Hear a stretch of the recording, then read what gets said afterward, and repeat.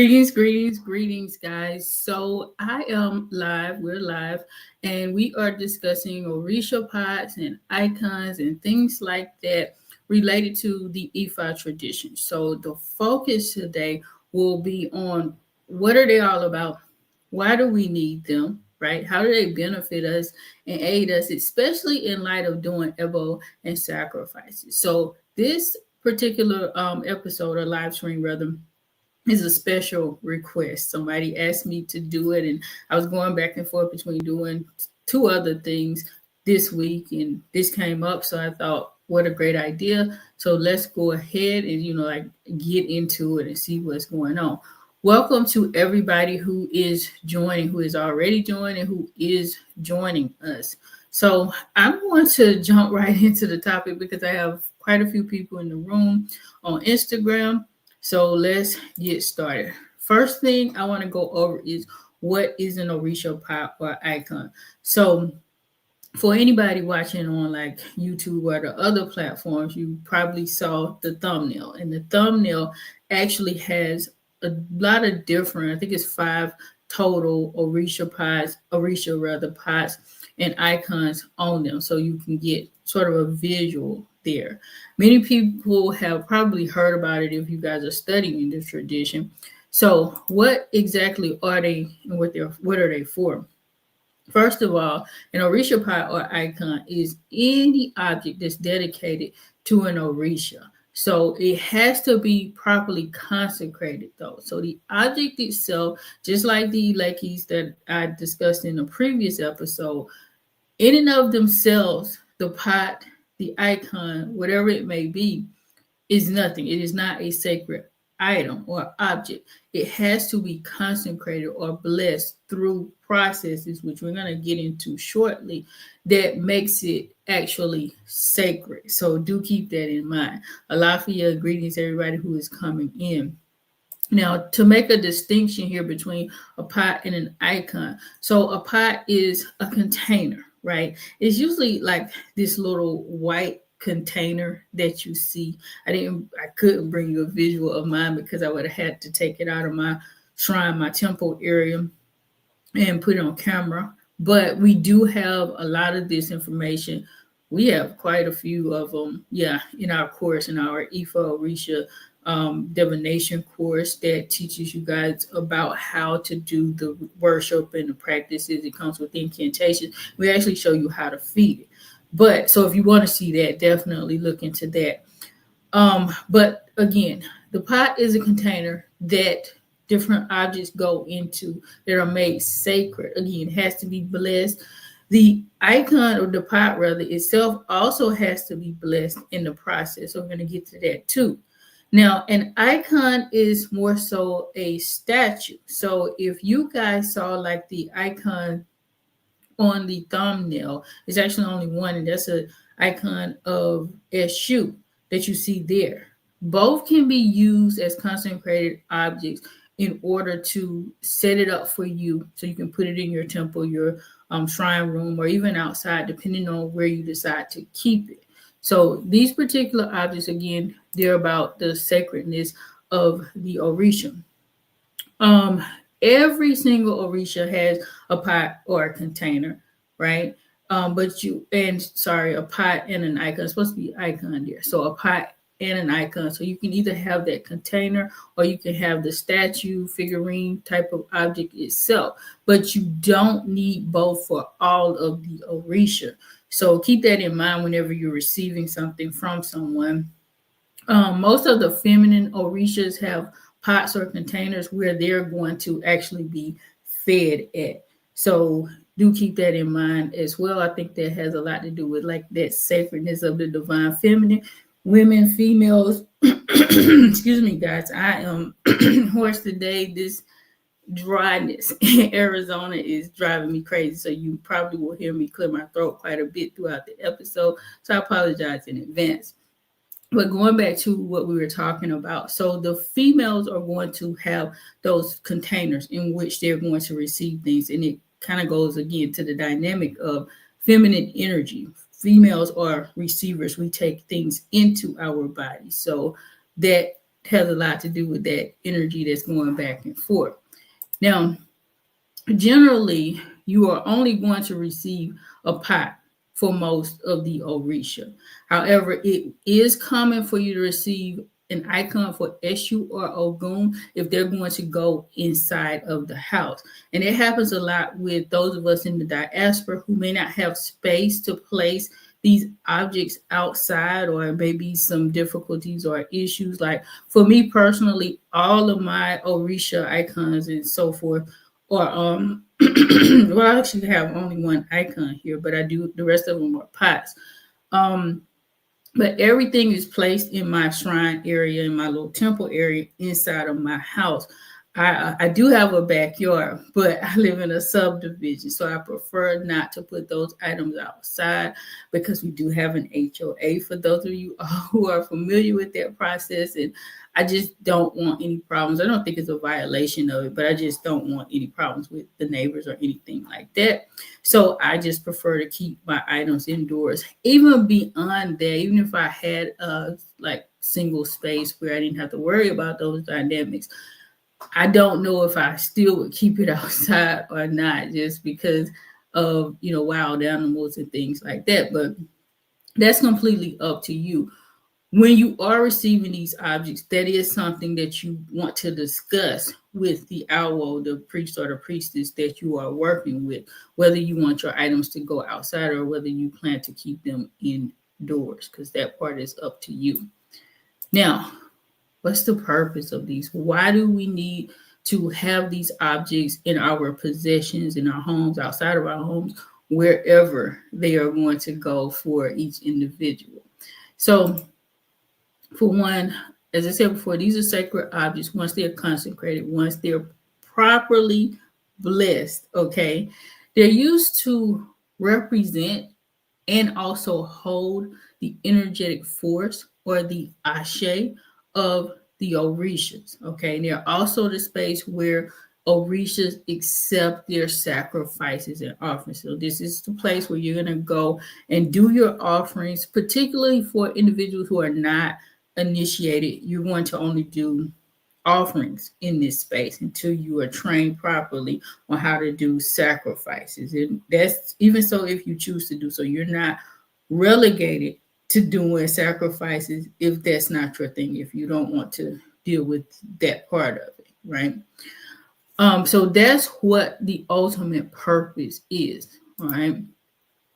Even when you take elbow, because there are other traditions, like I always say, the Santeria, the Lukumi, things like that, that some people tend to just go and take offerings somewhere to an outdoor space in nature where that particular Orisha typically resides.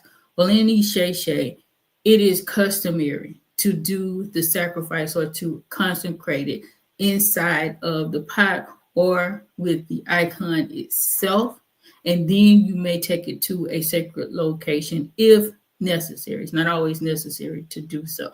So also keep those dynamics in mind. Again, we're talking about Isheshe. It's very important for us to always distinguish between the Ifa that comes out of Nigeria, West Africa, that particular region, not just Nigeria, but there it is in other parts of Africa. But when I speak on it, I am speaking on the aspects from Nigeria itself, because that's what I am most familiar with. There may be some discrepancies on how it's practiced in other parts of West Africa, like in Benin or Ghana or wherever you may be working with the tradition at. But most people deal with it out of Nigeria if they're on the continent itself. Okay. Now, this was part of the questioning that I got, like, what is the difference between me getting that Orisha pie versus me just saying I want to do Ebo, I want to give sacrifices and offerings, like I talked about in the previous live stream. So with the Ebo, the sacrifices and offerings, this is something that is typically going to be done by your owl, your Ifa priest or priestess, if that's what you choose to do. Of course, new devotees, that's what you should be doing.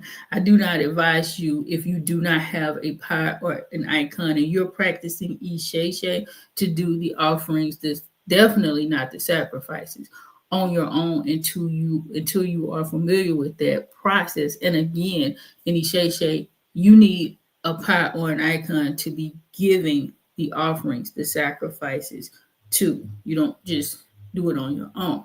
Okay. Um, the pot or the icons ultimately allow you to speak to the Orishas themselves, but by yourself without the assistance or the aid of someone else. So this is where you go and you do your daily prayers, your meditations, and things like that. If you're having any type of problems or struggles, you can go directly to that pot and feed it, give it an offering, and pray right there and talk to your Orisha about anything that you desire to do, because that's not something that you want to be taken to any for priest or priestess an hour or what have you all the time. Okay. And our definitely is there and willing to help you out, but they're not going to pray day by day on a continual basis for each of their clients, because it is just, when I should say each individual client. So they may do a collective prayer, right? Because that's definitely something that we do. Any member of our Ile, we do collective prayers for them on a regular basis. And sometimes if somebody's facing something extra, we definitely do prayers as well for them individually. So we do those things, but even so, it's not something that you want to just depend on somebody else for, because it is your journey. Though we work interdependently with priests and priestesses in the tradition, we still have to do our own individual work, and that's ultimately what they are about. So our Odessa is here. So good, you got on. Hopefully your connection will stay strong. So he's just greeting everybody. But going back to what I was saying, so that's ultimately what it is about, right? That's ultimately why you want the pot, the icon in your possession. Okay. Typically, you're only going to give offerings, as I said before, unless you're initiating, you're training that process of giving animal sacrifices. So you don't want to go and initiate that process on your own and you do not know what you're doing, because you can make some serious mistakes and cause yourself more problems than any type of good. Because when it comes to shedding the blood of an animal, shedding blood, period, right? All spirits are attracted to bloods. I always say this. It is not just the good, the benevolent Orishas that we work with that are attracted to those blood sacrifices. Any spirit is and can come in and swoop in and get those sacrifices and really, get into your life and just wreak havoc if they desire to do so, if you don't know what you are doing. So you have to be careful, very, very careful with that. Even so, women, like, we are very, very sensitive to spiritual attacks during our menstrual cycle, because we are shedding blood and spiritual forces are attracted to that blood that we're shedding. And a lot of times women will experience, if they're not properly protected, a lot of times they will experience spirits coming and having sex with them during the time that they're on their menstrual cycle, or somewhere right before it or right after it or something like that, because those spirits sense, smell, things like that, the blood that she's dealing with. So you want to be protected there too. But that's a different conversation. Like I said before, I definitely want to do a more in-depth conversation for the females and some of the special things that we have to be concerned about when practicing the tradition. Okay, so usually an owl is going to make those sacrifices on your behalf. I think I said that. So we're going to move forward. Now, how are these pots consecrated? What are the things that go on? So this is a ceremony. This is something pretty big. It's a pretty, it's not as big as full-on initiation. However, it is a step in an initiation process. Anytime you receive an Orisha pot or icon, it's like the beginning phases of you working with that spiritual force. So it is beyond just an elbow when you get one consecrated for the first time. So do keep that in mind, and it's usually going to include, all of the sacrifices and offerings, drumming, singing, incantations, and other festivities that go along with it, because it is absolutely a time of celebration, right? It's the time where the spirits are welcoming you and they're happy that you decided to accept them into your life on a deeper personal level. So it is a time where people absolutely celebrate. Okay. As I said before, when it comes to this process, the pot or the icon itself needs to be blessed. So this can get tricky if you're getting an icon remotely, or a pot rather remotely, not the icon itself, but the pot remotely. Okay. And you're just getting the objects that go inside of that, and the person does not send you the pot itself, because the pot itself should absolutely be consecrated along with the objects or the items that are going to go inside of that. Okay. Sacred herbs are secured. They're blessed also.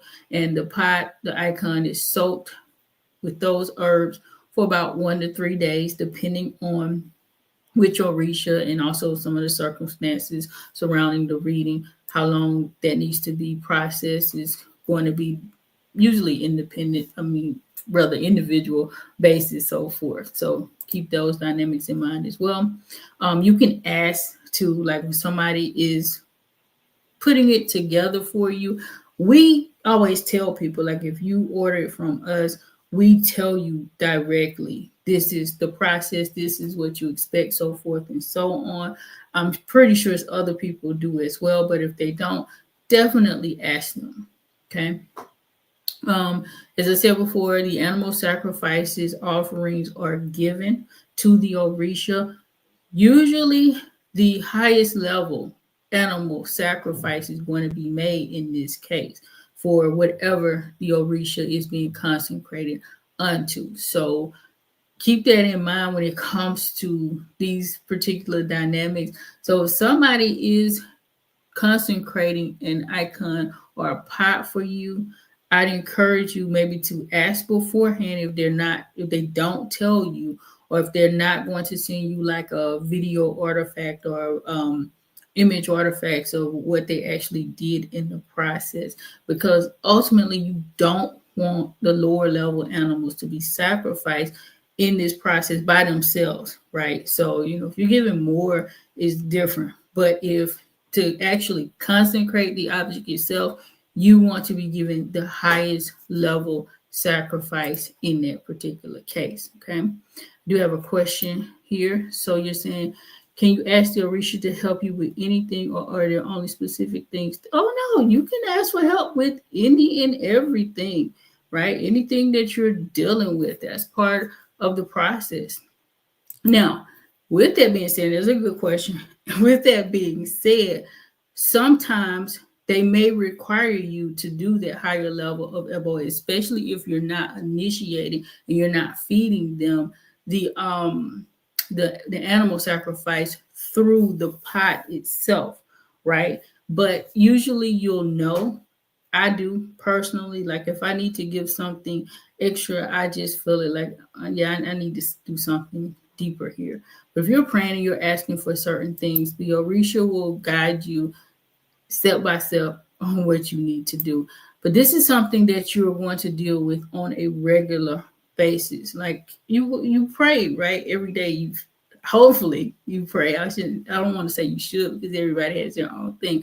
But if you're praying every day, it's ideal that you have your pots, your Orisha pots with you, so that you can engage in that process on a regular basis. Okay.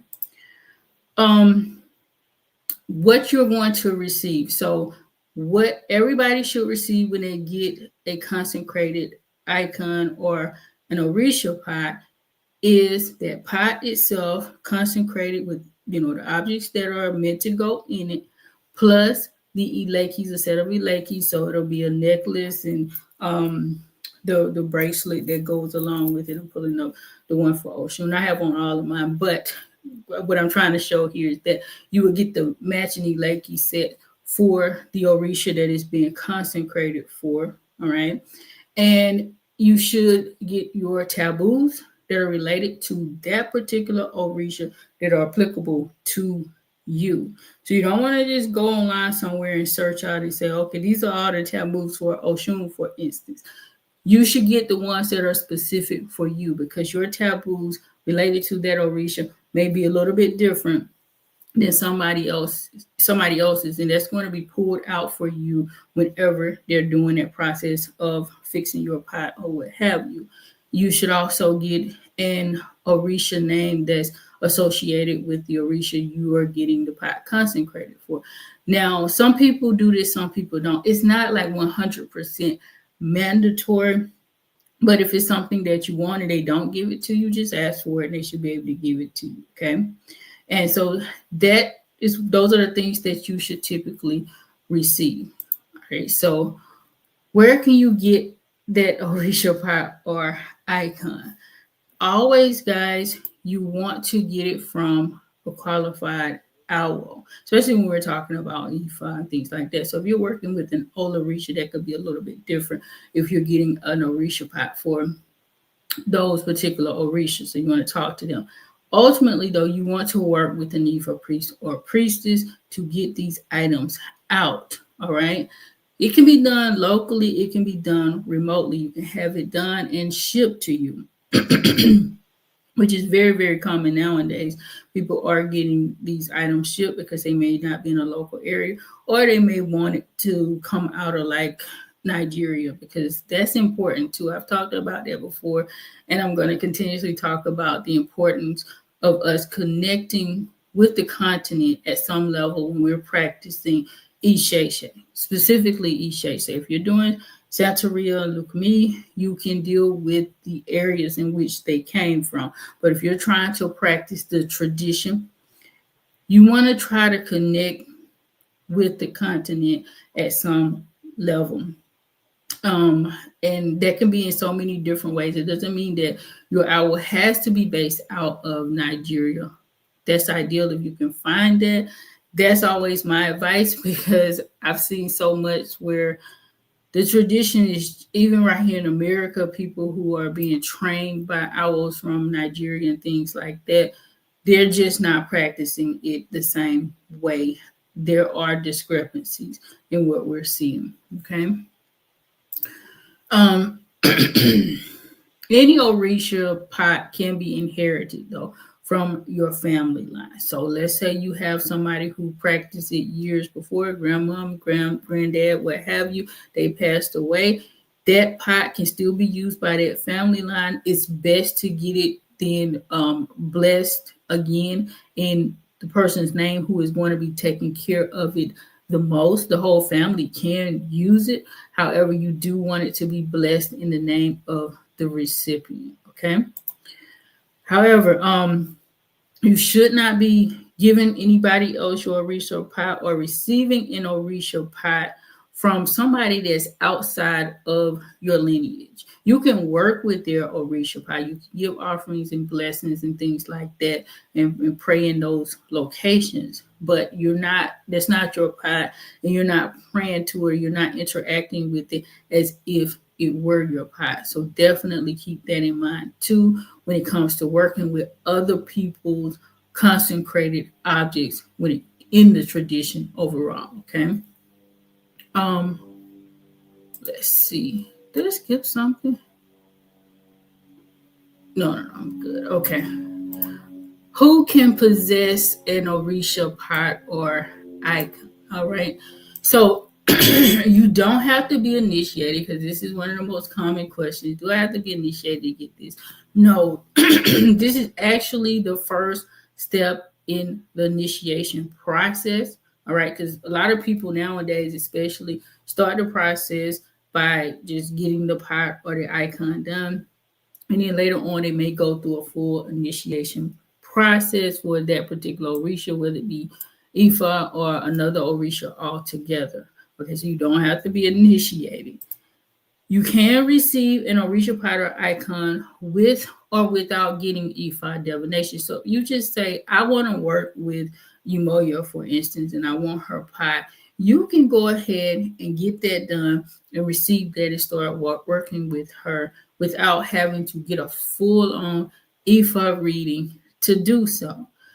I would encourage you to get an Ifa reading to just kind of get an idea of, is this the best route for you? Because yes, you can get an Orisha pie if you want to for any of the Orishas, but I just don't encourage people going and getting a whole lot of paraphernalia and things related to the tradition that they are not going to work with properly. So just be prepared for that reality, okay?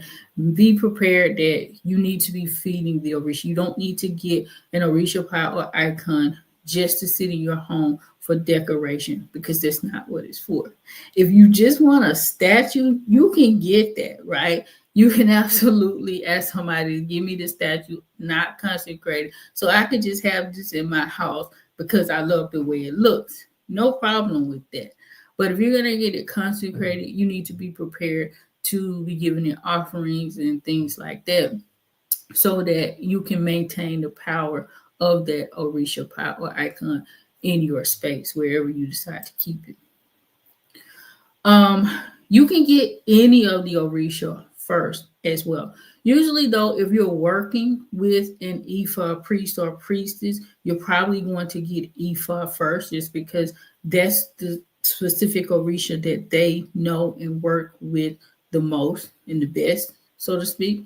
But you can get any of them at any time that you desire. And I know it's a thing, especially again in the African American world, where they always say you should get your hand up Ifa first. That's typically what happens, but it doesn't have to happen that way. You can actually get any of them first. For some people, it's actually better for you to get other Orisha first, especially if those particular Orisha are, bothering you and giving you some, headaches. For instance, you're like your Egbe rune or something like that, and they're really calling you. When I say bother you, I mean like they're calling you and they, want you to interact with them closely and connect with them on a deeper level. So they're going to disturb your life if you don't do so. It may be better for you to go and get one of those first, based on your particular situation. Now, the most common Orisha that pretty much everybody should have is going to be Ifa, Eshu, Aji, Ori, and your Egbe. So those are the common Orisha that everybody is going to work with, no matter what, right? No matter what your journey is, regardless of who your head Orisha is, regardless of what other Orisha are closely connected to your journey, what have you. This is one of the reasons why I definitely say to go ahead and get the reading to see which ones would be better. And you don't even have to get a full-on, you don't have to go through full EDEFA to do this. If you're just interested in getting it, you could just have your owl check and say, hey, would it be a good idea for me to get this particular Orisha first, or what have you? And they can walk you through that process, and they can check and see, okay, well, you may be interested in getting an icon for Ogun, for instance, but it's better for you to actually have the IG icon, because you may be closely connected to IG for, wealth or prosperity purposes in your destiny. So it really just all depends. Okay. Sorry about that, guys. I told you guys this dryness in Arizona is giving me some problems. If I do want to go to this next step, though, where do you place them? So I talked about this briefly before. You can put them inside. You can absolutely put icons inside, set them up in an indoor space. In Nigeria, it is typical, though, to place them outside. So it is typical for them to go outside or near a dedicated temple area. However, some of the icons are going to be placed indoors. If you need like a statue or something like that for like Eshu or Ogun, you're going to put that inside. Got another question here. Does someone have to go to the Orisha for things in their specific domain, or does it matter which Orisha that you go to? Very good question. You don't have to go to a specific Orisha. I'm gonna tell you what I do. I would start with Ori if I need something in particular. I just always go to Ori because that's the spirit that guides me, right?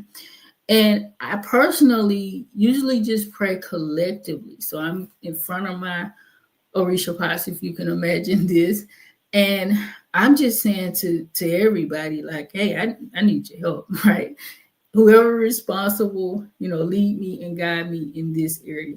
But I normally start my prayers to Ori because Ori is the closest Orisha that is connected to you. I get where you're coming from because you're saying like the example of going to SU if you need a particular road open or Oshun for love. However, the caveat there is you really don't know what you need. You may think that you need a road open, but it may not be exactly the way you think it is, right? It could be something completely different going on. You might be saying, well, I need a road open because I need a job or what have you. But really, you might need to be dealing with your health, and that's what's blocking you from, your finances. Maybe the Orisha are actually holding up a job for you so that you can focus on, you can go and get a reading or something like that, and you can focus on what you really need. And you go and get the reading, you'll see, oh, you're having health problems. And so you go and you take care of your health problems, and then the job situation just opens up for you because they're trying to bring your attention to that aspect of your life. Because if you got the job, maybe you just go to work and you just pill over, right? You transition because your health isn't well. So that may just be a situation where they're using that to get your attention at that moment. That's why I say probably just go to or read or pray collectively.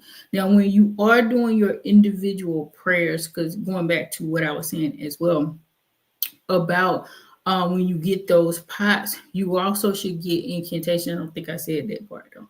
Yeah, you should also get some incantations that you're going to be saying. And the incantations are prayers, and those prayers speak to the various domains in which the Orisha operates. So if you're using those same incantations, you're going to be saying those things anyway. But if you have specific requests, you don't know which Orisha is responsible for helping you out. So then I would just suggest praying in general. I hope I answered your question there.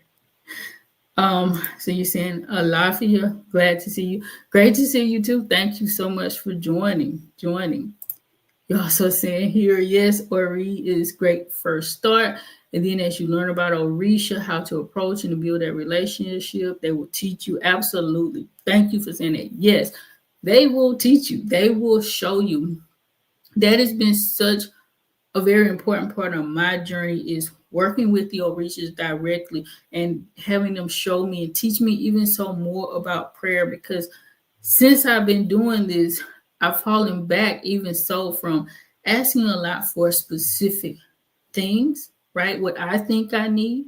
My prayer now is, hey, I am having this particular problem in my life, and I need you guys to work it out. Instead of before, I would go and say, this is the problem and this is how I need it worked out, right? But now it's like, I'm having this issue, help me work on it, and they will lead me from there. So everyone, share your energy by hitting that like button. Please do energetically give. Appreciate you. Absolutely. Yes, guys.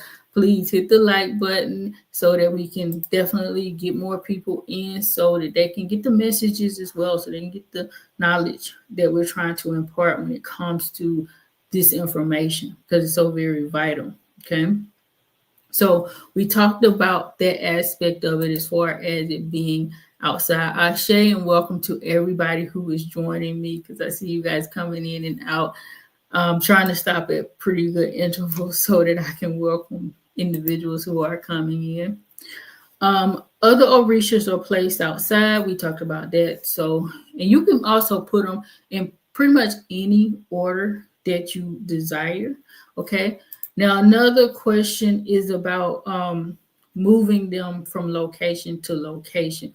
Typically, it's okay, but if you are like going to like maybe move your temple area that's already in your home, or you are going to move to a whole nother residence. You're picking up and you're moving somewhere else, whether it be across town or across the world. I would advise you just to check with your owl. Usually it's okay, it's not a problem, but just check just in case that it's okay to move from this particular location to that particular location. Okay. Um, you can also place them in the same general area as like ancestor altars. For those of us in the diaspora who maintain ancestor altars, you can have them in the same temple area.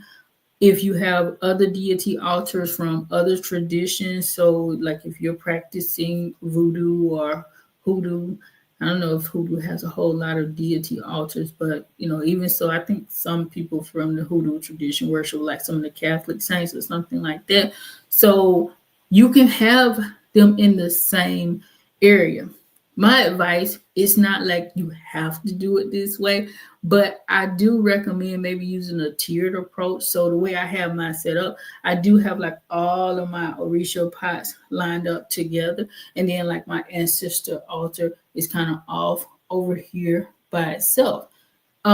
If you're using like maybe a bookshelf or some other kind of shelf to kind of tier it, maybe put the Orishas in one area or one level, what have you, maybe your ancestor altar on another area, and maybe you got like some who is it, Baron Samedi, Dantor, or Frida or something like that from the voodoo tradition, maybe a different level or what have you. You don't have to do it that way.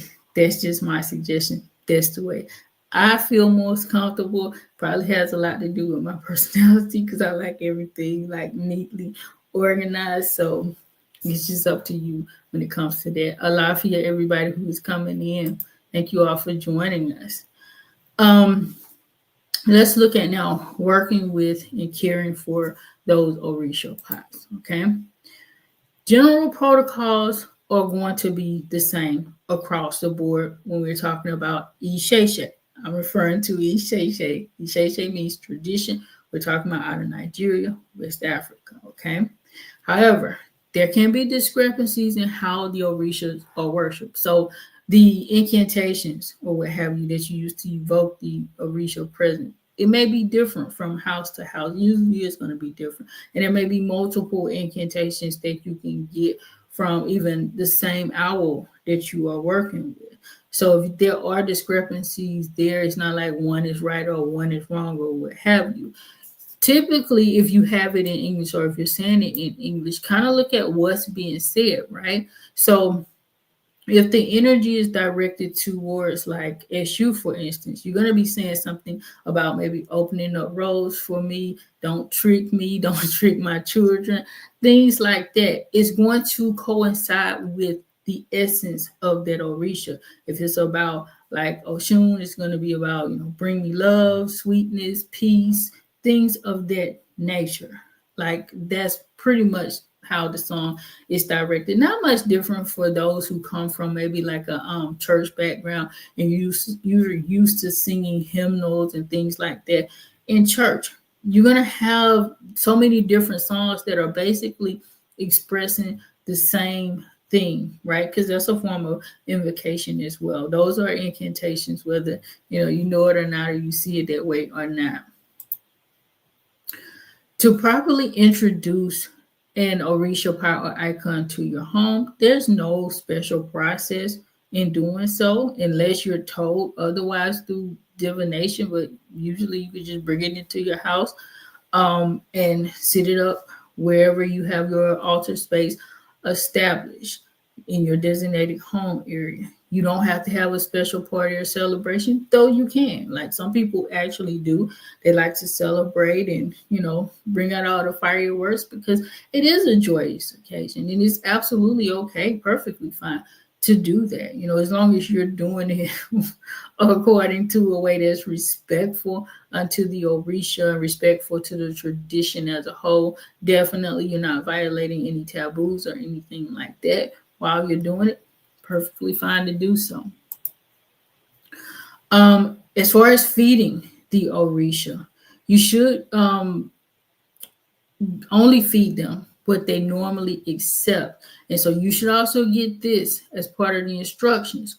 What is okay to feed this Orisha, and also what is taboo. Taboos are the things that they do not accept. And if you feed them anything taboo, that's going to cause you some problems. So you don't want to do that. When it comes to the pots, because these are containers that always are going to come with some kind of covering or lid, you want to keep the Orisha pot covered whenever you're not interacting with it. So you uncover it whenever you go to pray to your Orisha and give it food or whatever you're giving it, any offerings, I should say. Obviously, you have to open it up then, but you don't want to just leave it sitting open just haphazardly all the time. That's not something that you really want to do. You can feed the Orishas anytime that you choose them, that you choose to, any days, any times that you choose to feed them. Traditionally, there are certain days that have been established for each Orisha. Again, you should receive that information whenever you get that particular Orisha. Like, this is their normally accepted day, but you don't have to feed them on that day, right? You can if you want to establish a practice. I find that it's easier for me because I do have several pots. So rather than worrying about like, I gotta feed all of these Orishas on this particular day, I do like to spread it out, but it's completely up to you. You can feed them every day if you desire to do so. What you don't want to do, though, is go too long without feeding them, okay? It is recommended that you interact with your Orisha pots at least once weekly for men. For females, skip your menstrual cycle week or time frame. So it may be a 2-week interval for you, just depending on how long your cycle lasts and things like that, and that's okay. It's acceptable. And it's even acceptable to go longer than that without feeding them. You can go months if you want to. Not advisable, and I'm going to get to why and what happens when you do wait too long to feed your Orisha. But you can. Like, there's no set time frame where you have to feed your Orisha or anything like that.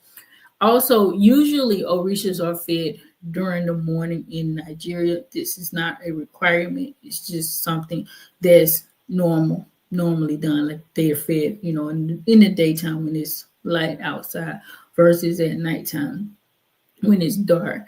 So that was easy for me coming into the tradition from like the voodoo perspective, because the voodoo, we typically feed the ancestors at night. So it was easy to kind of separate the two for me personally, but it's completely up to you. If you're a nighttime person, don't feel like you are relegated to feeding the Orishas during the day, especially like if you work at night or something like that.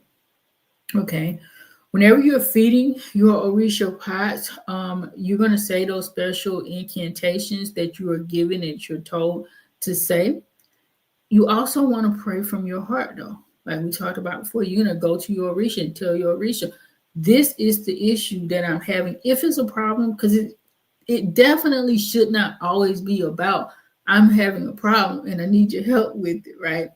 It should also be prayers of gratitude, just general conversation, right? Literally every time I go and I pray, I'm laying out my day like, this is what I want to accomplish in today, just direct me, guide me, show me the best way. Let me, get this done. If I get off track, help me to stay, grounded and calm, because I'm the type, I like to get every little thing checked off my to-do list during the day. And if I don't, it frustrates me. So I have to ask for that calmness so that I don't get overwhelmed or get upset or what have you, because I didn't complete something.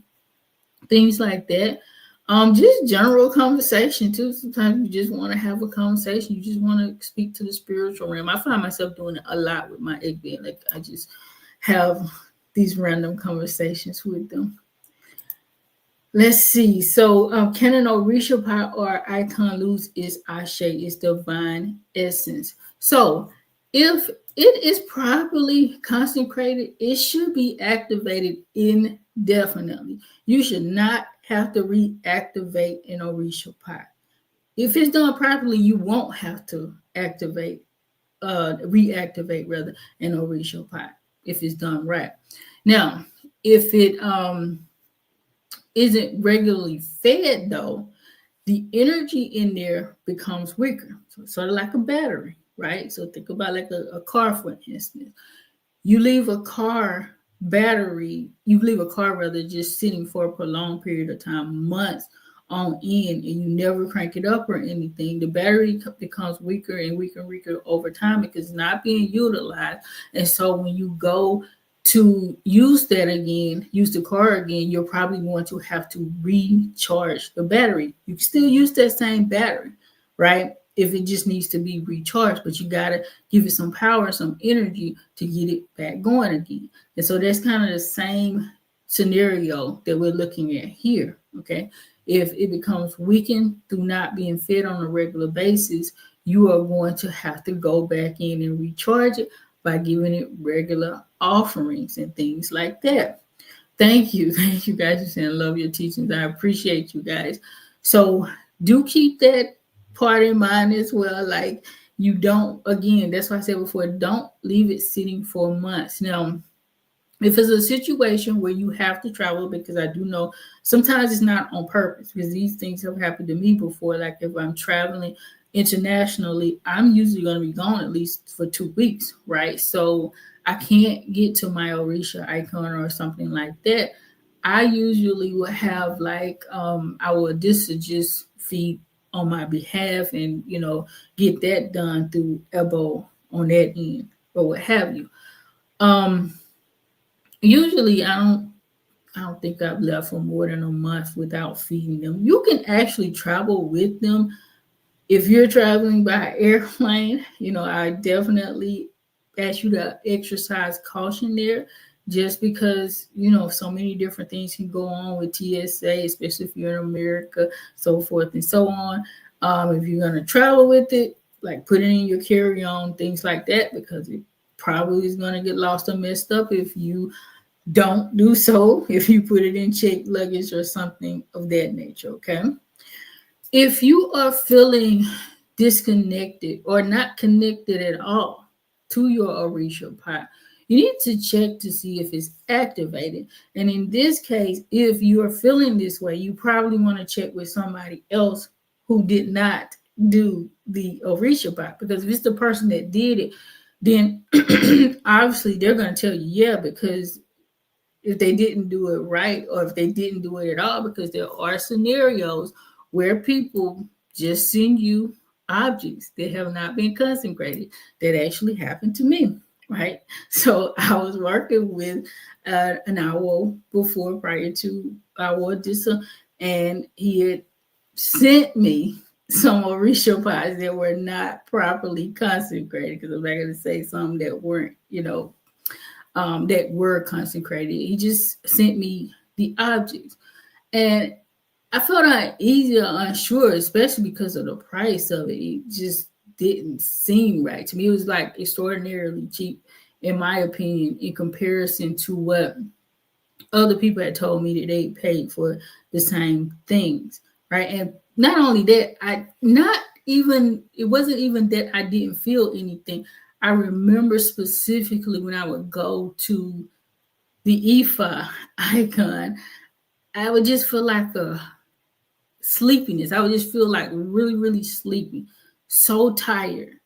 And I was like, something is wrong. This doesn't feel right, because I even knew from just spiritual awareness and knowledge, like whenever you feel really, really sleepy, that's not a good energy around you. And I'm not a person to sleep easily in the daytime. Like when the sun comes up, I come up. I'm highly connected to the energy of the sun. So I get up early in the morning. I'm an early bird, early riser, and things like that. And it would be like early in the morning, I'm going in there to pray and things like that. And I would just feel so tired. I was like, something is wrong. And so, fortunately, I was able to get that checked out. It wasn't right. So I had to discard of it. And I went ahead and just got new ones and obviously left that person, let them be. So if you are feeling some kind of way about your icon, again, I would ask you to go and check with somebody else to see if it's properly activated or whatever is going on with that particular device.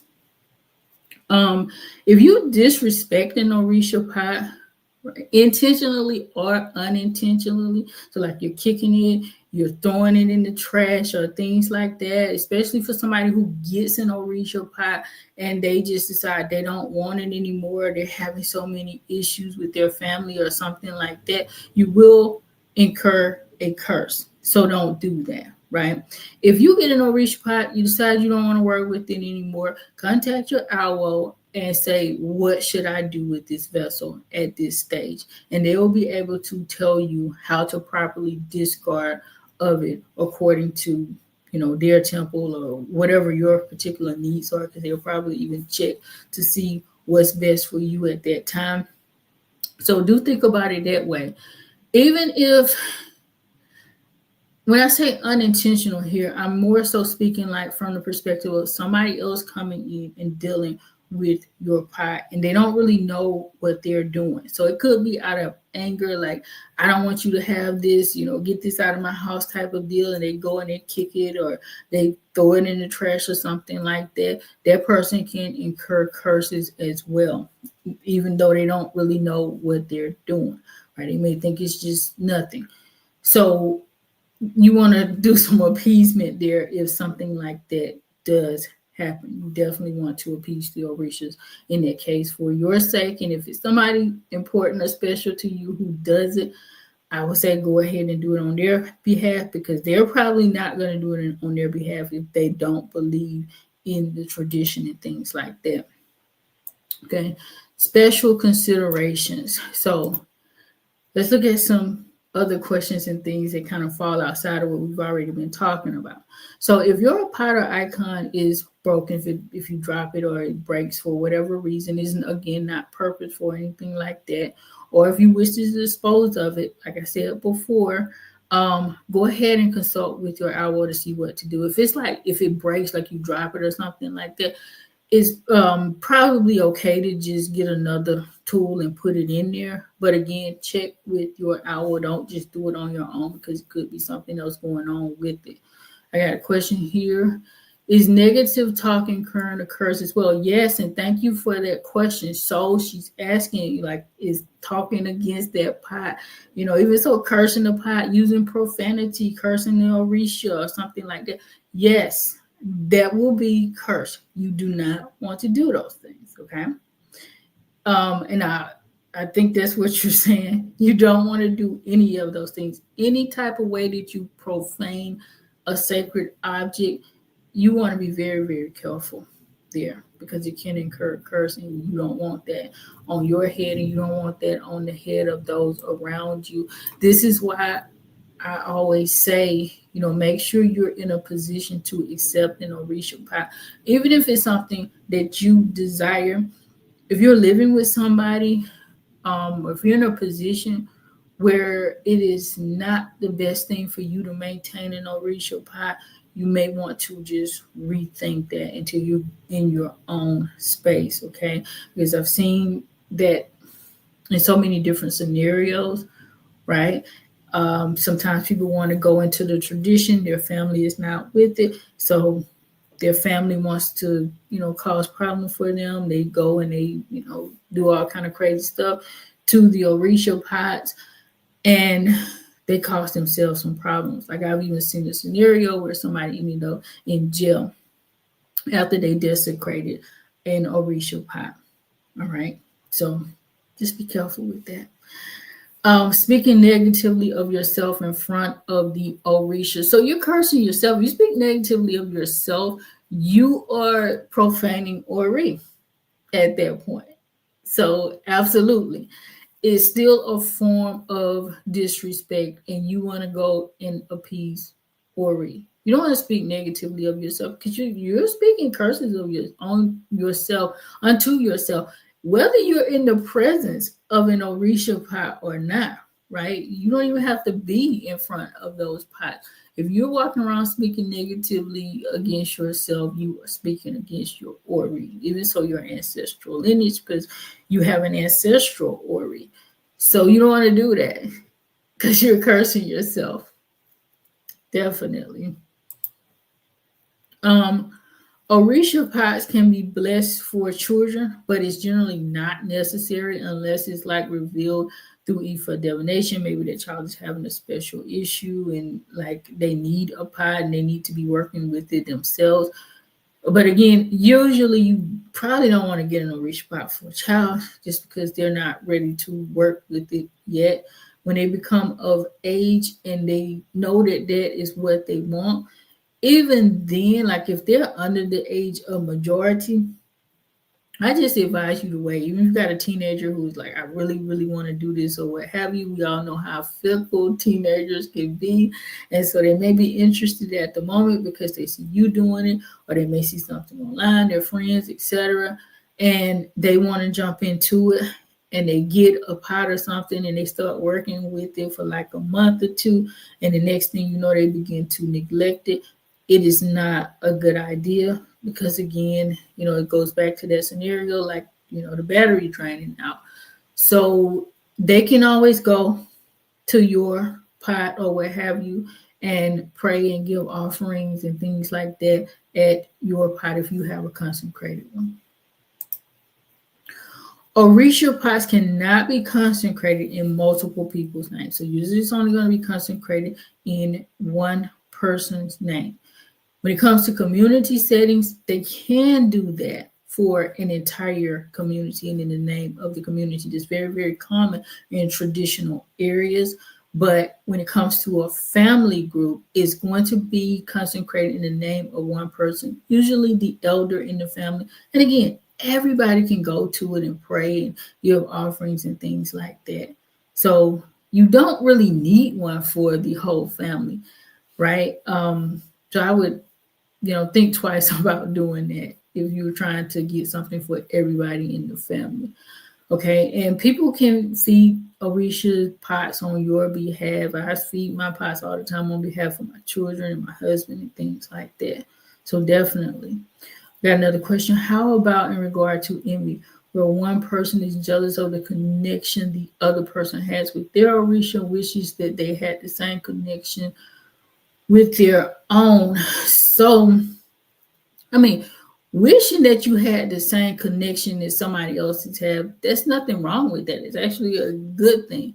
Now, if it's to a point where you want something negative to happen to somebody else because you don't have that connection to your Orisha that they have with theirs, yeah, you need to check that because then that's a problem. And you're out of Iwapele at that point. Right? But it's great to be envious of somebody. I won't say envious because it's not the right word. It's great to admire somebody. That's the right word. It's great to admire somebody who has a strong connection because that's going to strengthen and encourage you to get that same level of connection. Where you fall off is where you stop wishing that they do have, whether you start to wish that they don't have that connection, or you want something bad or negative to happen to them because of the connection that they have with their Orisha. So you need to go and get some elbow done. You or whoever it applies to, maybe not be you specifically, but if this is going on, that person is dealing with some other things that they don't need to be dealing with at that moment.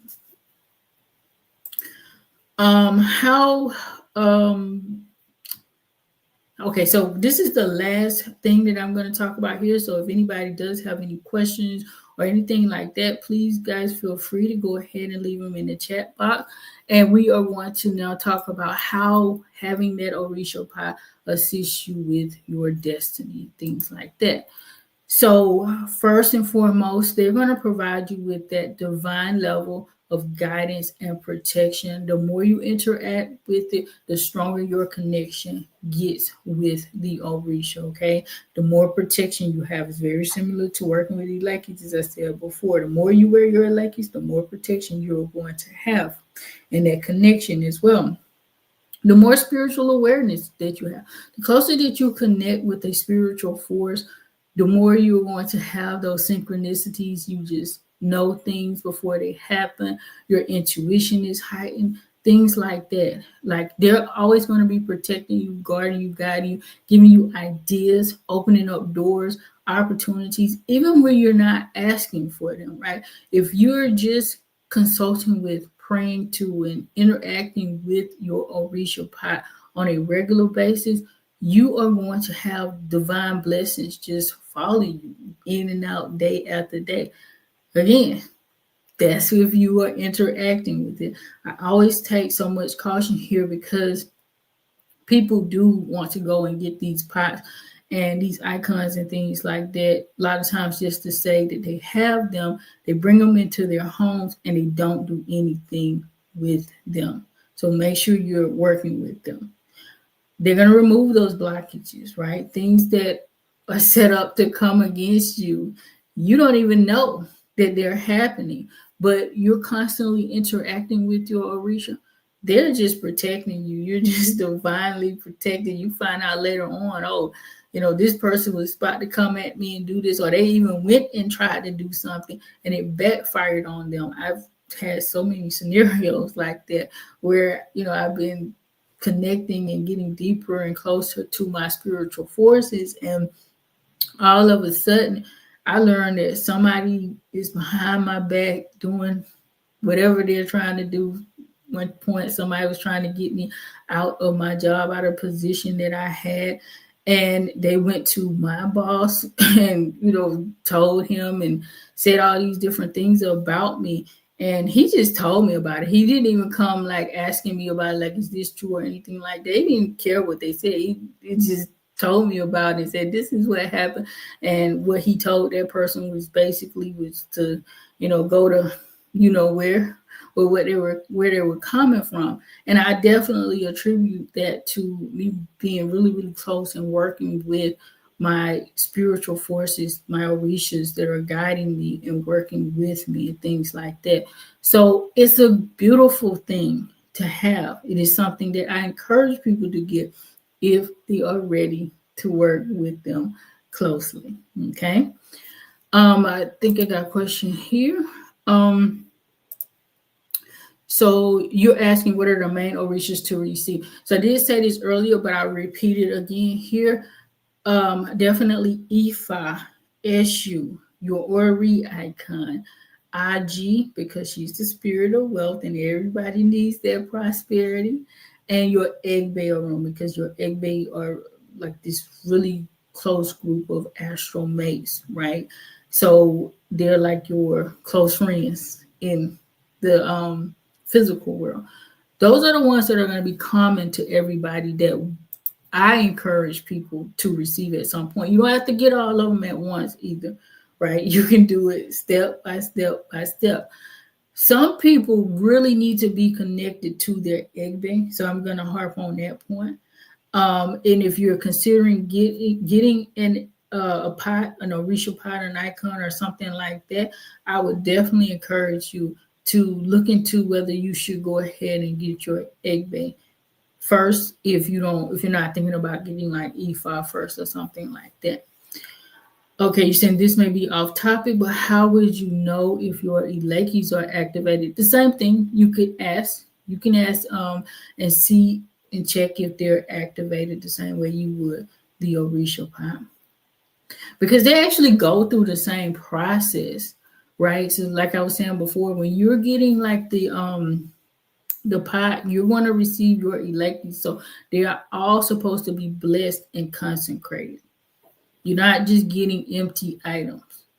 That's why you don't just go into the store and buy, this spiritual paraphernalia. You need to make sure it's activated. How do we request them? Is there like getting the hand of Ifa?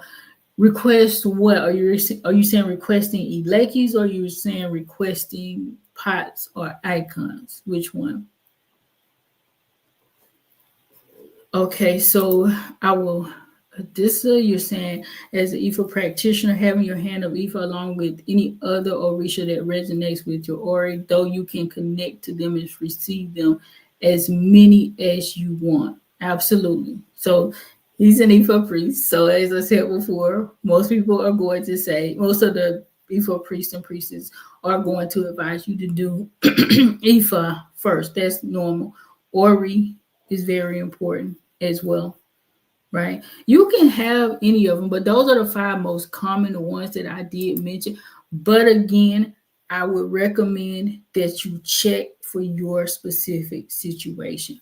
You're talking about egg bake. So, you get egg bake the same way you would get the hand of Ifa. So you just go to your owl and tell them that you want your egg bake. They will check and see. They should check and see which class of egg bake room you belong to, because all of the egg bake pots are not the same, because some people actually make. I have a fan for egg bake because of the class of egg bake room that I belong to. So I don't actually have the standard pot that most people get that belongs to like Iyode, or some of the other Orisha, egg bake or something like that. So you just talk to your owl and tell them like you want to get that, you want to receive that, and they should be able to walk you through the process, whatever their process is, for you to receive it.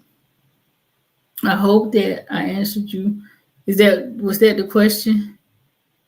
The same thing for egg baked Ilekes. Really, the process again when it comes to Ilekes, when it comes to the pot and everything, it's the same process. If you guys do want to, let me say this too. If anybody's interested in getting these objects through us, you have to contact us directly, because we do not list any pots or anything like that online.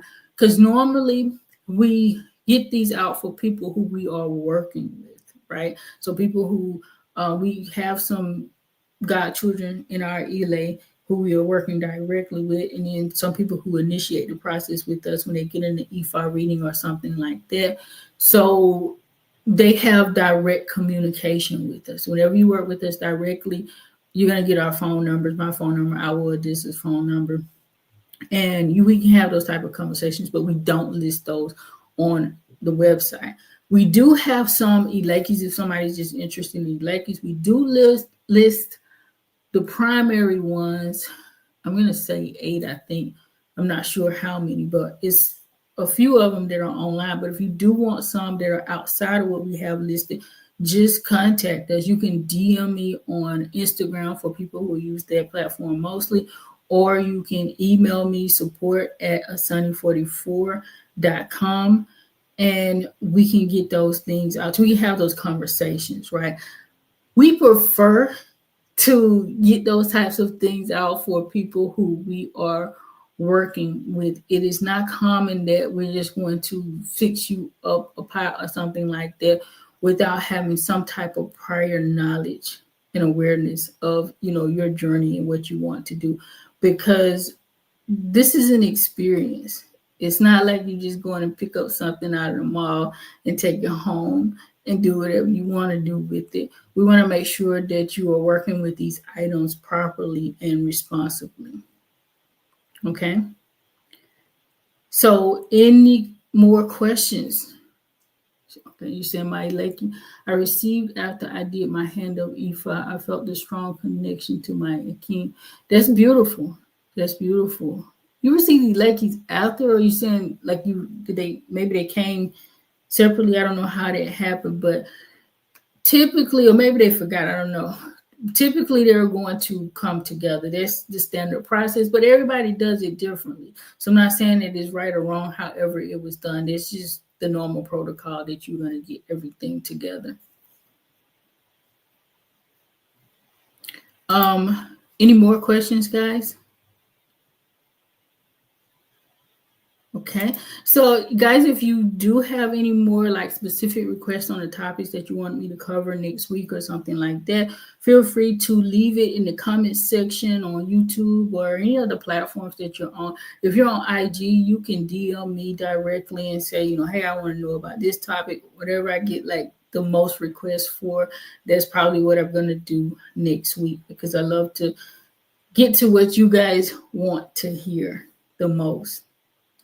Was it in person, if you don't mind me asking? Was what in person? Or are you talking to me? Maybe you're talking to somebody else. Oh, okay, you're talking to her. You're not talking to me. You're asking. I think she's asking. I don't know if it's male or female, so forgive me for that. But I think that they're asking, did you receive your hand of Ifa in person, or was it shipped to you, mailed to you, or something like that?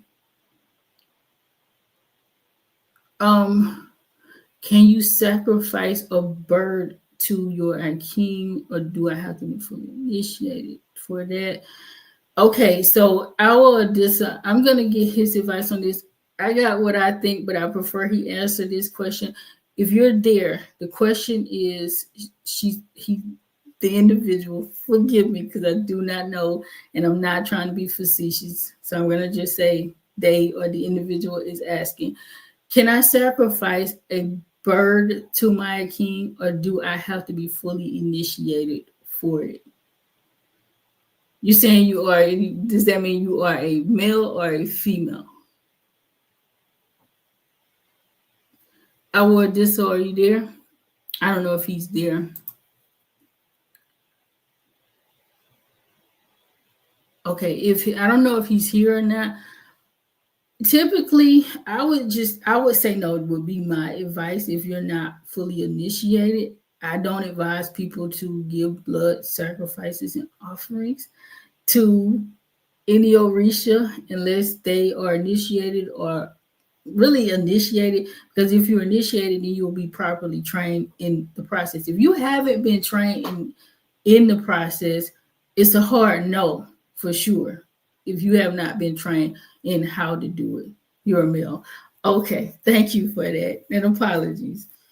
So it's a hard no from my end. He's not responding, so the network may have gone out, and that's how it happens sometimes in Nigeria. But if he provides further information, I'll put it in the comment section on YouTube. So you can definitely check me out on YouTube at Asanee44 if you want to come back for his response to it. But I'm pretty sure he's going to say the same thing that I'm saying, which is no, right? To not give. What kind of bird anyway?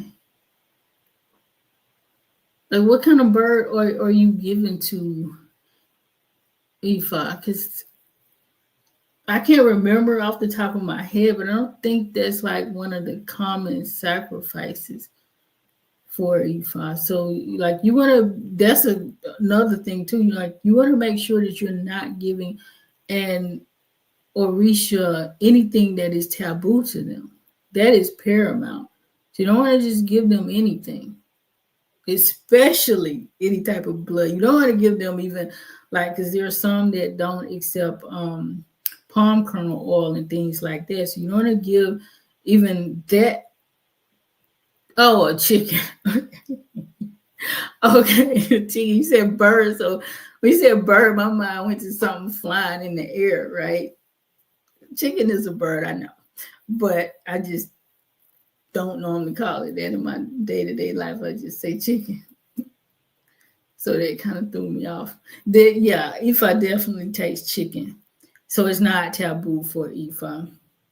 But if you're not trained in how to do the sacrifice right, I wouldn't give it to Ifa like that. I don't know. I guess this isn't hearing me. Or I don't know what's going on. So he didn't respond yet. But again, I'll try to get that out to you. If you got to know if it's a rooster or a hen, I think you definitely need to know what sex it is. But again, if you're not trained in the process, even if you know what the sex is, you don't just go and give blood to an Orisha. You don't just go and give any sacrifice or offering to an Orisha without being properly trained in that process. Alafia, Alafia. Okay, guys, so that's all I have for you. If you got anything else for me, definitely please leave it in the comments on either of the platforms. IG again, DM me if you want a deeper level conversation, and I'll try to appease. When it comes to DMs too, I love you guys to DM me, but I do want to say this. I answer like basic or general questions via DM. If it's something deeper that requires like some higher level research, or if it's like a full on coaching session or something like that, we do offer either mentorship, right, or even spiritual coaching. If you want to like talk to me one on one, we do offer that as well, so that we can get you in private and things like that. You can DM me and I'll just send you the link to the Ilekes if you want one that we already have online. If not, I'll discuss that. So just DM me directly and let me know which Ilekes you're looking for, and we'll go from there. Okay. Perfect. Thank you. Okay, so no more questions, guys. Thank you again for showing up. Looking forward to next time. So let us know what you want to know. All right. I love you. Ashe. Have a very blessed and beautiful day and beyond, guys. Oh, another question. So, what if money was provided and the remainder was not given due to unalignment? Once requested money to be returned, is it normal that they would not return it? Odabos. So I don't know. Like if you give somebody some money and they didn't do the work, I don't know what you mean by it not being aligned. Like if you gave somebody money and they didn't do whatever they're supposed to do with it, and there's something left over and you're requesting your money back, they should be giving you your money back. But I don't know the full-on circumstances because I'm a little bit confused there about exactly what you're saying. Because now it's two. Let me say this as well. So, like, if you give somebody money to do ritual work or reading or something like that, and they go through the process and do it, even if like they do it and like it's not accepted, let's say the offering isn't accepted by the Orisha for whatever reason, like something going on in your life, like they did the offering, they did the sacrifice, they can't give you the money back at that point. So if that's what you mean, that's a little bit different. But you're saying something about money being left over, so I don't know exactly what that means. Because that's a little bit odd. Like, why would there be money left over if they went through the process and did everything? I'm not sure what that means. Oh no. So you asked me, do you have to be initiated to receive your egg pie? No. Is there a ceremony to receive it? So the ceremony would be the consecration process itself. So they would do that. And you don't have to be initiated, no. But again, you're gonna have to get your egg class checked out to see what you need, because you may not even need a pot. You may need the fan rather than the hand of palm, depending on which class of egg you belong to. Okay, so I think you're clarifying it here. You're saying, say the payment was $200 and during the process and the energy shifted that did not sit well in spirit, so the remainder was not given and requested the money provided.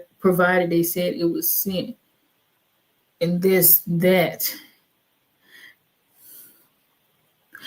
I've never heard of that, to be honest. Like you paid money and then they said the energy shifted and did not sit well with the spirit, and then they didn't pay you your money back. I've never heard of anything like that you would go to do an offering or a sacrifice after they've given a reading. Not in Ifa. What the scenario you're bringing sounds more like something in voodoo to me, right? But even then, it wouldn't be a situation where somebody would keep your money. So I don't get that part. They didn't complete the sacrifice. Okay, I get. So if they didn't complete the sacrifice, you should definitely be getting your money back. So what I would advise you to do at that point is like check with, well, if you pay cash it'll be a little bit different, but if you use a credit card or something like that, like fight that, tell your credit card company, PayPal, whoever, like you did not receive the service that you paid for. You should be able to get your money back. Okay, you're saying it is E5. The scenario is weird to me because it doesn't happen. But maybe I don't know, maybe did you pay or something and then later on, but even then it doesn't make sense, right? So if you sent money to them, if the energy shifted, they should have told you before, like, okay, the energy shifted, because sometimes that can't happen. So if somebody gets a reading and they wait like maybe 17 days, 19 days out or something like that, and then they want to go and do their sacrifices, it could be that the energy shifted and now the Orisha wants something different. So if it was a scenario like that, but even then, that should have been told to you, like, now the Orishas are asking for this. But if they didn't do the sacrifice, they should have sent the money back regardless. So I would encourage you to definitely seek out a remedy through your card carrier if you can do that. That's what I would do personally. I pay for everything with usually my American Express, because I'm getting money back if people don't do what they're supposed to do. I don't play with that. Yeah. Okay, so Odessa said, I'm gonna get back to the questions here on IG. You are saying, I do not advise people making blood offering if they are not initiated or properly trained. Yeah, it's the same thing that I said. It took you a while to get that answer. So that's his response to the question before about you guys asking about giving a chicken to Ifa. If you're not trained, don't do it. Yes, Anastasia is saying it sounds like hella fraudulent. Agreed 1000%, going back to that situation with you not getting your money back from the offering. If you pay somebody some money to do an offering, they didn't do the offering, you should be able to get your money back. Unless you pay cash, like, you're out. If you pay cash, it's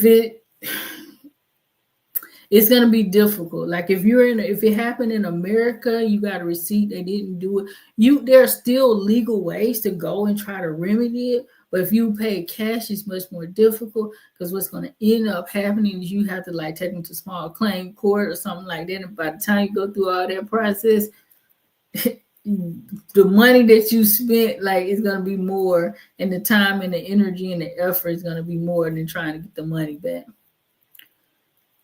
Okay, you're saying the energy shifted for me where my Ori expressed not to, I guess, go for it. That's what you're saying. Thank you for your advice. You're very welcome. But yeah, I would if you can, try your best to remedy that through your credit card processor if possible. So you're saying, but our temple can make the sacrifice, correct? If you're not initiated, but have your hand of E5. Absolutely. So our Odessa does all blood sacrifices on my behalf. I do not like blood. No. So that's not something that I'm going to do, ever. So anytime I need any type of animal blood shed on my behalf, whether I go through for divination or if I just want to, get it done, I'm calling him up hey, I want to give an offering. I want to give a goat to Ifa. They're going to do that in Nigeria for me. I do not do that on my own, but I do feed my Orisha pots regularly here. Offerings. I feed them offerings regularly here in my home. But Dupe, I learned a lot from this live. Great. Thank you as well for showing up and supporting. And I'm very happy that it's been beneficial. So You guys are active today. I really appreciate you. Some really, really great questions, really great energy.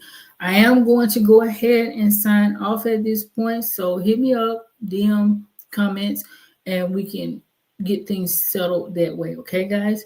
So, Alafia.